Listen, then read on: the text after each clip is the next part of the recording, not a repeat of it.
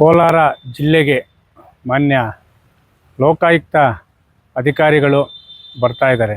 ಆದರೆ ಮೊದಲ ಬಾರಿಗೆ ಮೂಡಣಬಾಗಿಲು ಮುಳುಬಾಗಿಲು 12/12/2025 ಶುಕ್ರವಾರದಂದು ಪ್ರಥಮ ಬಾರಿಗೆ ಮುಳುಬಾಗಿಲಿಗೆ ಸಾರ್ವಜನಿಕರ ಕುಂದುಕೊರತೆಗಳು, ಸರ್ಕಾರಿ ಕಚೇರಿಗಳಲ್ಲಿ ಜನಸಾಮಾನ್ಯರಿಗೆ ಆಗುತ್ತಿರುವಂಥ ತೊಂದರೆಗಳು ಮತ್ತು ಭ್ರಷ್ಟಾಚಾರದ ಬಗ್ಗೆ ಲಿಖಿತ ರೂಪದಲ್ಲಿ, ಅಂದರೆ ಅವರ ಸಮಸ್ಯೆ ಏನಿದೆ, ಆ ಗ್ರಾಮದ ಕೆರೆ ಒತ್ತುವರಿ ಇರ್ಬೋದು, ಮತ್ತು ಯಾವುದೇ ಒಂದು ಖಾತೆ ಇರ್ಬೋದು, ಮತ್ತು ಪಿ ನಂಬರ್ ದುರಸ್ತಿ ಇರ್ಬೋದು, ವಿಳಂಬ ಮಾಡೋದಿರ್ಬೋದು, ಅದರ ಜೊತೆಗೆ ಮಾರುಕಟ್ಟೆಯಲ್ಲಿ ದಲ್ಲಾಳಿಗಳ ಹಾವಳಿ ಮತ್ತು ಕಮಿಷನ್ ಹಾವಳಿ ಇರ್ಬೋದು, ಸರ್ಕಾರಿ ಆಸ್ಪತ್ರೆಗಳಲ್ಲಿ ಮೂಲಭೂತ ಸೌಕರ್ಯಗಳಿರ್ಬೋದು, ನಗರಸಭೆಯಲ್ಲಿ ಮೂಲಭೂತ ಇರ್ಬೋದು, ಮತ್ತು ತಾಲೂಕು ಪಂಚಾಯಿತಿ ಅಂದರೆ ಇ.ಒ ಕಚೇರಿಯಲ್ಲಿ 30 ಪಂಚಾಯಿತಿಗಳಲ್ಲಿ SC/ST ಹಣ ದುರ್ಬಳಕೆ ಮಾಡಿಕೊಂಡಿರುವ ಪ್ರಕರಣವನ್ನು ಗಂಭೀರವಾಗಿ ಪರಿಗಣಿಸದೆ ಇರುವಂತಹ CEO ಮತ್ತು ತಾಲೂಕು ಪಂಚಾಯಿತಿ ಇದನ್ನು ಇ.ಒ ಇರ್ಬೋದು, ಇದರ ವಿರುದ್ಧ ನಾನಾ ಸಮಸ್ಯೆಗಳ ಬಂದು ಸಾರ್ವಜನಿಕರ ಕುಂದುಕೊರತೆ ಮತ್ತು ಸಮಸ್ಯೆಗಳನ್ನು ಸ್ಥಳದಲ್ಲಿ ಇತ್ಯರ್ಥ ಮಾಡಲು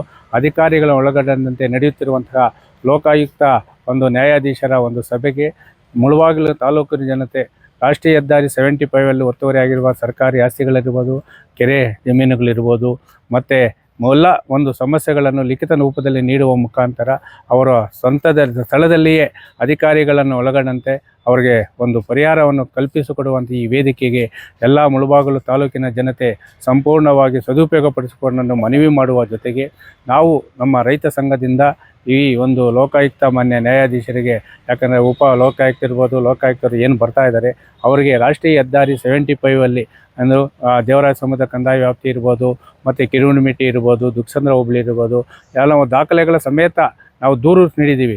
ಸರ್ಕಾರಿ ಆಸ್ತಿಗಳನ್ನು ಉಳಿಸಿ ಅದನ್ನು ಕೈಗಾರಿಕೆಗಳಿಗೆ ಉಪಯೋಗಿಸಿ ಕೃಷಿ ಆಧಾರಿತ ಮತ್ತು ಮಾವು ಸಂಸ್ಕರಣಾ ಘಟಕಗಳನ್ನು ಸ್ಥಾಪನೆ ಮಾಡಿ ಅಂಥೇಳಿ, ಇಲ್ಲ ಕುರಿಗಾಯಿಗಳಿಗೆ ಮೀಸಲಿಡಿ ಅಂತ ಹೇಳಿದೆ.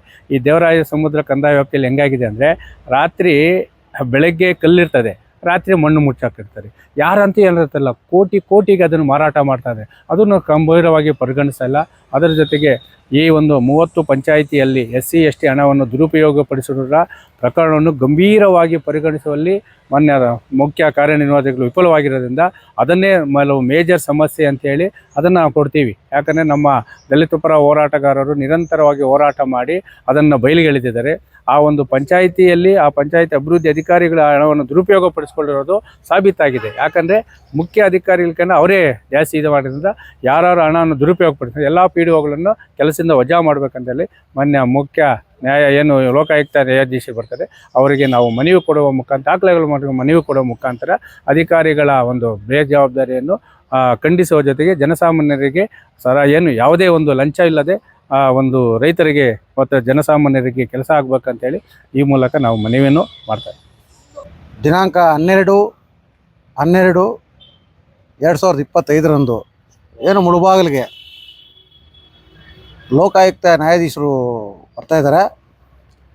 ಮುಳುಬಾಗಿಲು ತಾಲೂಕಲ್ಲಿ ನಿರಂತರವಾಗಿ ರೈತರ ಮೇಲೆ, ಬಡವರ ಮೇಲೆ ನಡೀತಾ ಇರೋದು ದೌರ್ಜನ್ಯಕ್ಕೆ ಆ ದಿನ ನಾವು ಏನೇನು ಕುಂದುಕೊರತೆಗಳಿದೆಯೋ ಎಲ್ಲ ಸರ್ಕಾರಿ ಆಸ್ಪತ್ರೆ ಆಗಲಿ, ಸರ್ಕಾರಿ ತಾಲೂಕು ಕಚೇರಿ ಆಗಲಿ, ಒಂದು ಮುನ್ಸಿಪಲ್ ಆಫೀಸ್ ಆಗಲಿ, ಎಲ್ಲೆಲ್ಲಿ ಏನೇನು ಸಮಸ್ಯೆ ಇದೆಯೋ, ಎಲ್ಲೆಲ್ಲಿ ಲಂಚದ ಹಾವಳಿ ಇದೆಯೋ ಕಂಪ್ಲೀಟಾಗಿ ಲೋಕಾಯುಕ್ತ ನ್ಯಾಯಾಧೀಶರಿಗೆ ಮನವಿ ಕೊಡಲು ನಾವು ಸಿದ್ಧವಾಗಿದ್ದೀವಿ. ಆದ್ದರಿಂದ ಸಾರ್ವಜನಿಕರಿಗೆ, ರೈತರಿಗೆ, ಕೂಲಿ ಕಾರ್ಮಿಕರಿಗೆ ನಾವು ಹೇಳೋದು ಇಷ್ಟೇ, ನಿಮ್ಮಲ್ಲಿ ಏನಾದರೂ ಸಮಸ್ಯೆ ಇದ್ದರೆ ದಯವಿಟ್ಟು ಆ ದಿನ ಬಂದು ಲೋಕಾಯುಕ್ತ ಅವ್ರಿಗೆ ಮನವಿ ಕೊಟ್ಟು ನಿಮ್ಮ ಸಮಸ್ಯೆಗಳನ್ನು ಅವರಲ್ಲಿ ಹೇಳ್ಕೊಂಡು ನಿಮ್ಮ ಜೊತೆ ನಾವು ಇರ್ತೀವಿ.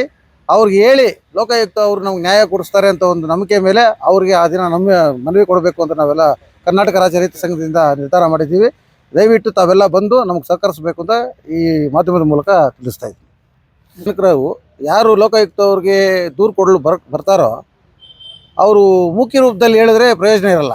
ಆದ್ದರಿಂದ ದಯವಿಟ್ಟು ಲಿಖಿತಪೂರ್ವಕವಾಗಿ ಒಂದು ಲೆಟ್ರ್ ಬರ್ಕೊಂಡು ಅವ್ರು ನಿಮ್ಮ ಸಮಸ್ಯೆಗಳು ಏನಿದೆಯೋ, ಎಲ್ಲೆಲ್ಲಿ ಯಾವ ಕಚೇರಿಯಲ್ಲಿ ನಿಮಗೆ ತೊಂದರೆ ಆಗ್ತಾ ಇದೆಯೋ ಅದನ್ನೆಲ್ಲ ಒಂದು ಲಿಖಿತ ರೂಪದಲ್ಲಿ ಬರ್ಕೊಂಡು ತಗೊಂಡು ಲೋಕಾಯುಕ್ತ ಅವ್ರಿಗೆ ತಲುಪಿಸ್ಬೇಕು ಅಂತ ತಮ್ಮಲ್ಲಿ ವಿನಂತಿ. ದಯವಿಟ್ಟು ಮರೀದಿರ ಲಿಖಿತಪೂರ್ವವಾಗಿ ತಗೊಂಬನ್ನಿ.